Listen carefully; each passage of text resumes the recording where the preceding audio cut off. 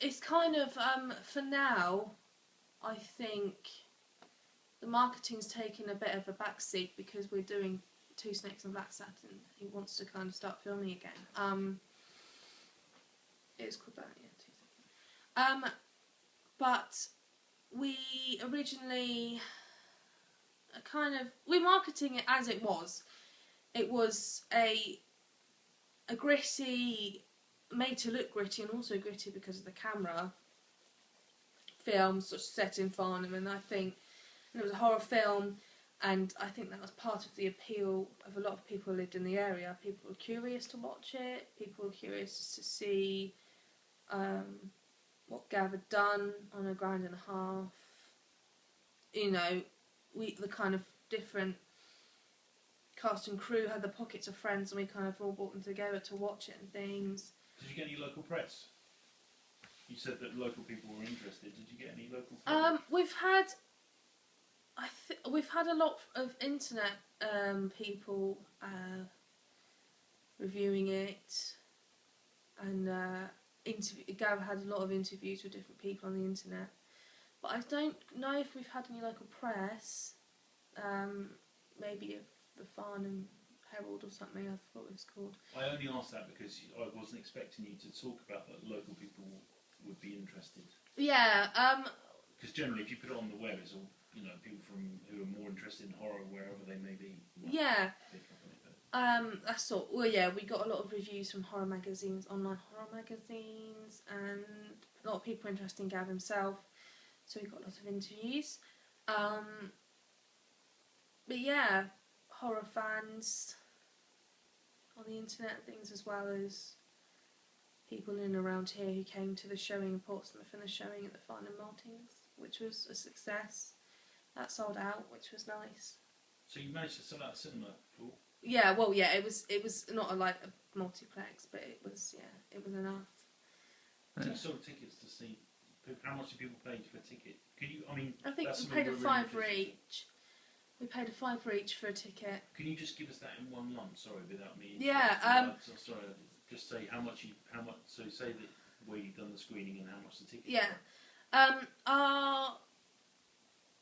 Our screening in Farnham was at the Farnham Maltings, and it was a £5 for a ticket, and it was nice because I had some friends come and Gav had some friends come and everything, and unfortunately some of the crew and the cast weren't able to be there because I think it's because it was on a weeknight and things, so they had to work the next day and stuff. But the more local of us were there, and it was nice to.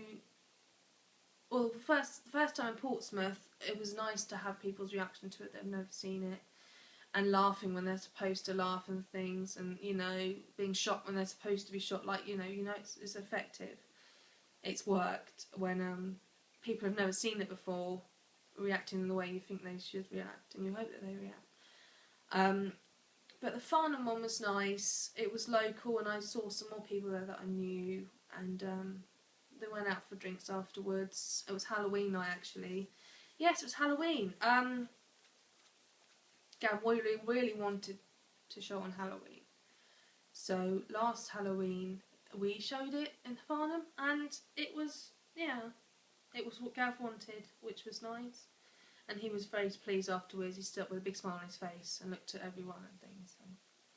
I'm impressed that he put it together for Halloween. Yeah. He's got lots of connections, and he knows a lot of people. He's lived in Farnham, I think, for years, so he's built up a lot of people, and he knows some people at the Maltings, the Farnham Maltings, so he was kind of able to to wrangle it, I think. So I saw a hint of this just now about maybe it takes someone who's got real passion and the ability to sort of inspire and get other people into it, because lots of people go into film college. But why do you think it is that some people make films and other people talk about it? I think it can maybe seem a bit overwhelming in the beginning, especially if you just watch blockbusters. You're going to see the animation, you're going to see the shots of the landscape and things, and you're going to think, how the hell is that done? I can never do that. and if I make something less than that, I'm not going to have done what I want to do. So I think a good start to making a film is to watch lower budget films, is to watch indie films, is to watch especially British films, so you can see what other people have done, and kind of, I think people don't really know maybe how to start it, how to bring a crew together, how to rustle up excitement for it. Maybe they haven't got like that natural kind of will to bring people together.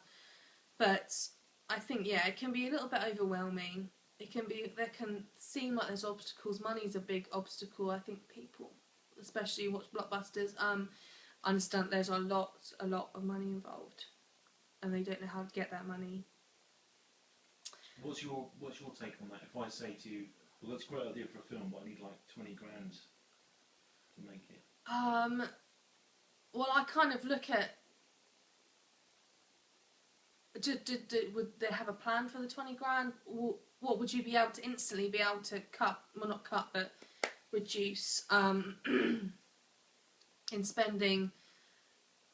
I mean, 20 grand, like a low budget film is anything below 3 million, so 20 grand really is nothing the way of films. Is it possible to make a film on 1,500 quid? Yeah, well, because we did it, so. Is it possible to make a film on less than that? I think if you've already got the camera and stuff, but obviously then you've got to kind of maybe think of that as an expense, because part of that was obviously Gav he didn't have a camera, he had to buy a camera. We did have a camera, but it wasn't HD, so he needed to buy an HD Handycam. But do you think some people get too wrapped up in like, oh, we can't shoot anything until we get this camera? Yeah, I think there's emphasis on equipment, even for small budget films, which is, partly it's not the equipment, it's who's using it, and the actors and things, and how well they've prepared themselves, and they've been prepared. So, yes, I think you can have the best lights, you can have the best camera, you can have the best lenses, but if you're not together as a crew, and if you've got no idea what you're doing, you haven't read the script and things, and if you're not that passionate about it, you're going to see it on the film. You're not going to be able to make a good film on a bad script and a bad cast and crew. So, what would be your advice on someone who's thinking of making a film? What would you just say to them? Do some research. The most important thing. Yeah. Do some research in the beginning. Get a couple of books like Gav did. And start talking to people. Start talking to your friends. You might have friends who have got talents that you never knew they had. Some of them might be really into makeup. You didn't know that, and they can do makeup. You might have a great writer friend who can help you write the script. Start talking to people and getting hype up as soon as possible. Start getting people together and getting film posters made, things like that, and start bringing it together. And just kind of go for it. And if it fails, it fails. But it's an experience at the end of the day. My first film was crap, but it was an experience. So. What's like the definition of failing? Do you think? I suppose people have different definitions of failing. I don't think The Shadow of Death failed, and it's not made. I don't think it's made any money, and I don't think that's a failure. Some people that might be a failure. I think a failing, or possibly, is having to stop filming halfway through, or stop filming and shut the production down. I think at the end of if you've made a film out of it, it's a success. It's not a wild success that's going to gross billions, but it's a success. Yeah, I mean, there's a saying I'm quite fond of that says something like, making a good film is really hard work, and making a bad film is really hard work. Yeah. And it's that kind of thing of, it's the fact you've made something is the success, really. Yeah, you could make something, but with a bad script, maybe, no one will want to watch it and things, so that's probably a bit of a failure. So you've got to make sure everything's right before you start filming. Everything's got to be... Because obviously, the Hollywood box office definition of success is profit, isn't it? And bums on the seats and all the rest of it. Yeah, and I don't necessarily think that's I may in 20 years' time say something different because maybe I'll be making money from it. But yeah, it's if you've got something that you love and something.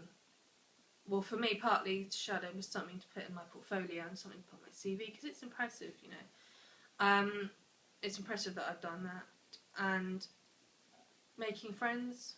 We're all kind of friends, and you know, bringing people together and making them want to spend their weekends out in the cold, in the woods, is a success. I think it's successful. Yeah. Okay, and I suppose if you had to plug Shadow of Death, you know, how would you incite people to want to go and watch it? It's funny. It's fun. It was made by people who wanted nothing more than people to see the film. It's ridiculously gory sometimes. It's been said that the special effects don't reflect the budget. That people are really impressed by the special effects because those effects guy was really great. But it's a traditional, I suppose, in parts Grindhouse film, and it's fun, and it was made by a group of people who were more than happy to come together. And the next short, that's in production or pre-production or It's in something. pre-production, yeah. When is there an expected release date for that, or is that Oh no, we're filming in May. Maybe one or two like weekends next in May. year or something? I don't know what Gav quite wants to. I don't know when he's going to start editing it because like I said, he's making an album. It's just for himself. He's not releasing that. So whenever. Yeah, I think Which is cool, you know. he just wants to get back into filming again, and I'm going to be on set. Because I bought a 550D recently, which I was very pleased about, Canon 550D, so I can film and shoot photography on that. So I'm going to be on set taking stills and things, and again, just kind of being a general on set, because, you know, I'm not being paid for it, but why not? It's a couple of weekends in May, you know. Cool. I think probably we've got. Yeah, I think we've got loads of brilliant stuff. You're brilliant.